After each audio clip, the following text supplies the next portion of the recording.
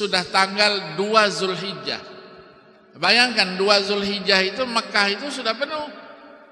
Orang tidak ada yang keluar lagi. Dari mana-mana masuk, tidak kembali lagi kecuali selesai haji. Ya, terus kata dokternya, rumah sakit sudah nanti habis Isya nanti kita antarkan. Iyalah, sudah saya tunggu kata. Orang sholat Isya dia dibawa dari belakang. Zahir, ya Syawari apa itu, Syara'i, terus lewat Mu'aisim masuk ke dalam situ. Dia di Aziziyah. Diantar orang masih sholat. Belum selesai sholat, kena mobil ambulan kan cepat lewatnya kan, jalannya cepat. Sudah kata dia sama petugas, sudah tinggalkan, ini rumah saya. Duduknya ada di depan itu. Orang pulang, bayangkan orang pulang Isya kan mau masuk rumah nih. Dilihatnya Pak Mustamin kabur semua, nggak ada yang mau masuk. Pak Mustamin hidup lagi, gitu, hidup lagi jerit-jerit. Akhirnya petugas datang. Ada apa ini kok ribut-ribut? Ini meninggal mati karena seminggu yang lalu kami sudah yasinnya. Enggak Pak, saya enggak mati. Mereka aja ngira saya mati. Saya enggak mati. Sudah damai, naik ke atas. Di ruangan pertemuan dia ceritakan apa yang terjadi buat dia itu. Itu namanya mati suri. Rahasianya Allah, wallahu a'lam. Ya.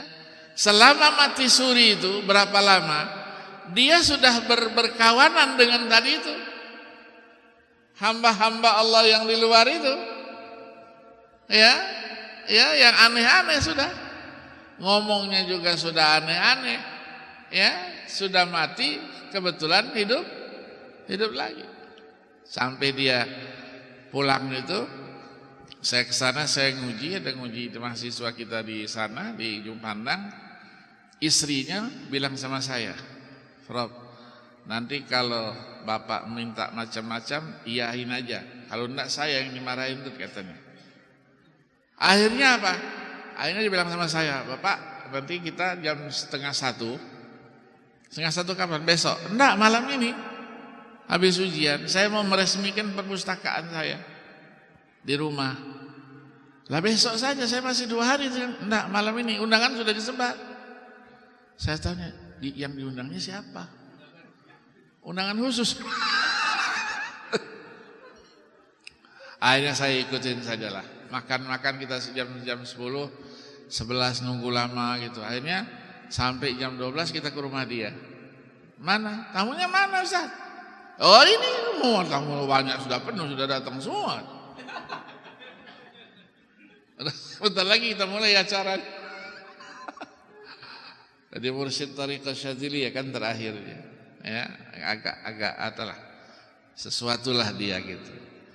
Nah, kondisi seperti ini ya di Jakarta, saya juga bertemu dengan Profesor Dr. Irman Syah namanya dari UI itu. Setiap hari dia mengalami berapa orang yang sudah dimasukkan ke dalam apa?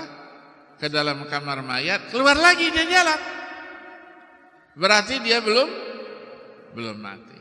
Ini rahasianya Allah. Nah, sekarang yang dikatakan mati menurut pandangan manusia itu apa? Dan kenapa orang takut mati? Mati itu, ya kan, dikatakan mati itu adalah satu proses setelah dia mendapatkan kehidupan, untuk mendapatkan kehidupan yang hakiki dan lebih menjanjikan. Aku, kata para filosof ini, aku katanya baru mendapatkan kebahagiaan hidup setelah aku merasakan kematian. Ini para filosof kan, filosof ini kan suka mikir-mikir yang ndak-ndak itu. Ya, suka memikirkan yang tidak perlu dipikirkan. Maka pada satu saat para filosof itu menjadi orang yang selalu dipikirkan. Iya kan? Nah, sekarang kita ambil contoh tokoh namanya Raghib Al-Asfahani. Ya, yang sering kita Al-Mufradat fi Gharibil Quran dia.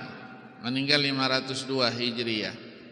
Ketika dia menceritakan al-maut, al-haya, dia katakan yang disebut dengan kematian itu tidak bisa dikatakan dia sebagai kepunahan. Tidak bisa dikatakan kepunahan. Kalau kepunahan berarti dia habis. Tapi kematian itu adalah awal dari kehidupan menuju kehidupan baru yang Allah berikan kepada dia. Nah, berapa lama kehidupan setelah dia mendapatkan kematian itu untuk menuju kehidupan yang sebenarnya? Itulah namanya alam akhirat itu.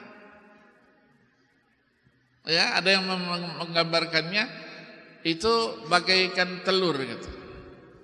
Telur, ya, yang di dalamnya ada anak ayam yang sudah harus keluar. Kalau dia di dalam saja tidak keluar, tidak bisa berbuat apa-apa dia. Ya, nah manusia seperti itu. Dia harus netes dulu telur itu, terus lagi berkembang, berevolusi dia. Itulah kehidupan yang akan Nah, berapa lama kehidupan itu? Wallahu a'lam. Kalau kita ambil ilustrasinya Maurice Bissell. Maurice Bissell yang menulis Al-Quran, manusia dalam Injil, Bible dan Al-Quran, ya gitu kan. Ini biolog dia, ahli biologi dari Perancis. Tapi Islam tahun 93. Tahun 93 masuk Islam dia. Setelah dia mendapatkan hadiah, katanya satu keterjemah bahasa Inggris Al-Quran, The Glorious of the Meaning Al-Quran, yang Muhammad Yusuf Ali itu. Ya, Yusuf Ali itu. Nah, dikasih itu dia baca-baca.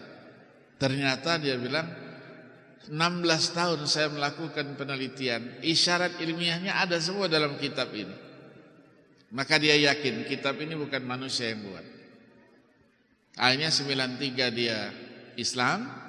96 kita undang ke sini, Jakarta, ke Bandung, ada seminar tentang kemukjizatan Al-Quran dan As-Sunnah.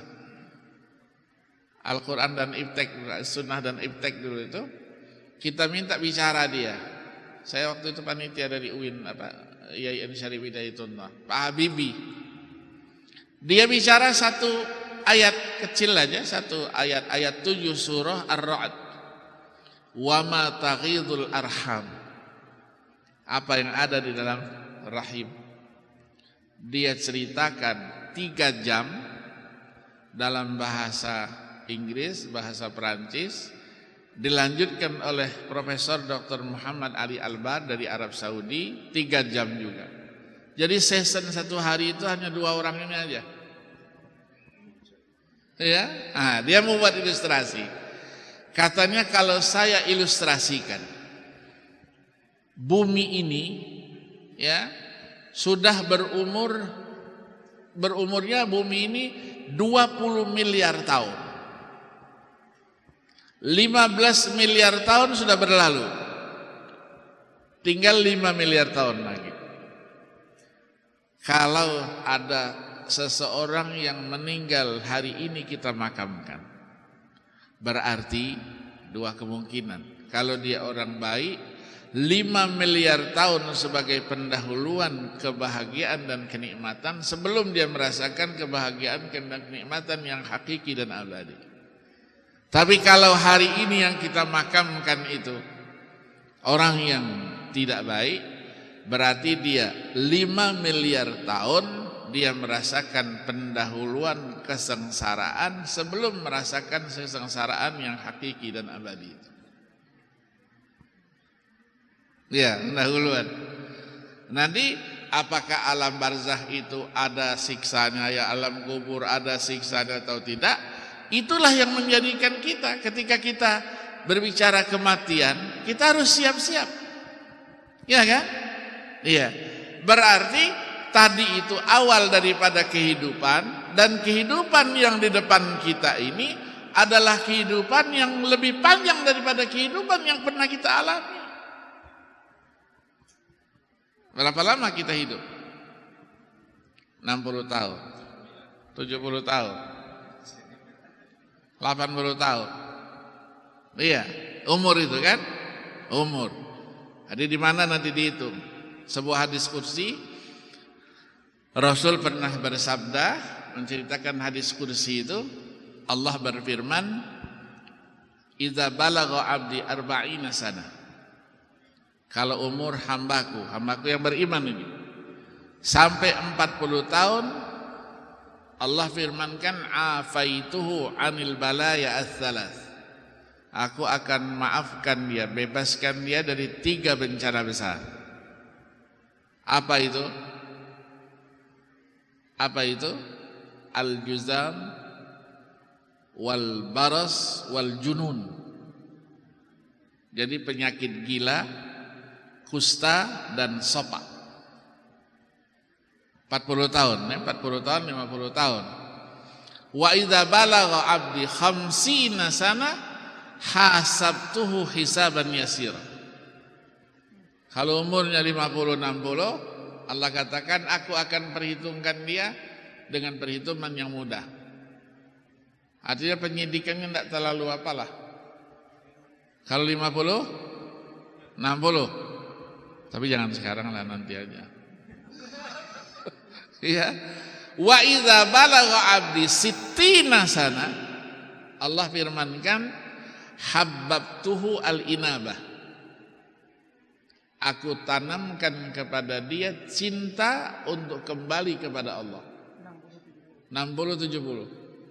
Ya, 60-70. Ini banting setir. Dulu tidak pernah ngaji, dia tidak pernah majelis taklim, tidak pernah ke masjid dia. Setelah pensiun, berarti hidayat dia. Kalau tidak, selesai. Lebih gila lagi dari orang-orang gila itu. Ya, ada hidayatnya kan? Nah, wa idza balagha 'abdi 70 sana ahabbathul malaika. Kalau dia 70 80, malaikat yang cinta kepada dia. Kemana-mana sudah digiring sama malaikat, di belakangnya malaikat, gitu kan? Iya, sama dengan kambing dan dilus-lus. Kita sebentar lagi mau disembelih ini kan? Allah cintai. Dikirim malaikat untuk mengawalnya itu. Ya, Allahumma ja'alna minhum. Wa idza balagha 'abdi 80 sana, umurnya 80 90, pertama dikatakan kutibat lahu hasanatu wa ulghiyat anhu sayyi'atu. Dicatat amal baiknya, dihapus semua kejahatannya. 80 90. Ya, mudah-mudahan kita sampai situ. Amin. Wa idza balagha 'abdi 90 sana, kalau sampai 90, 3 kemuliaannya. Fahuwa asirullah fi ardi. Dia jadi tawanan Allah di muka bumi ini. Iya, jarang orang sudah bisa jalan lagi, jarang ya. Di rumah aja, yang jaga juga istri yang keberapa sudah wallahu alam sudah. Iya kan? Di rumah saja dia. Yang kedua, ghufira lahu ma taqaddama min dzambi wa ma ta'akhkhar.